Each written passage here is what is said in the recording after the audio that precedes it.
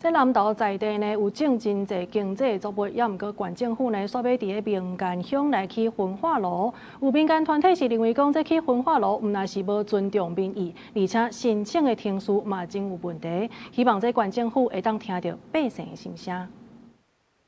南投民间要起焚化炉的争议，引起社会大众讨论。即马环评已经进入第2阶段，青山农业部长表示，因会保护农地，会坚持必要性、合理性，甲袂当代替性三大原则，袂凊彩着稳准农地变更。针对起焚化炉的代志，民团也开记者会，因认为规个程序拢无尊重民意。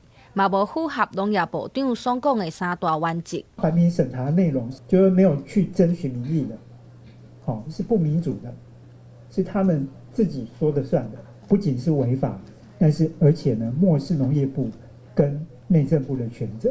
民团讲起焚化炉所引起的相关争议，包含2条对外的路，敢有摕到同意函，敢有合法申请，甲环境污染等等。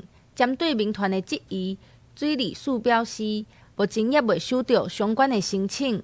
若南投县政府是讲会想办法解决问题，互南投有家己解决粪扫的能力。之前表达过说他们要来做移交接管，那这个移交接管我们之前也有函复是同意他做，但是后面我们的一些县地的程序就没有持续进行。那我们在1月27号有函文给县府来确认他是不是要使用这个水防道路，如果需要使用的话，必须要依照我们河川管理办法来申请河川工地的使用的许可。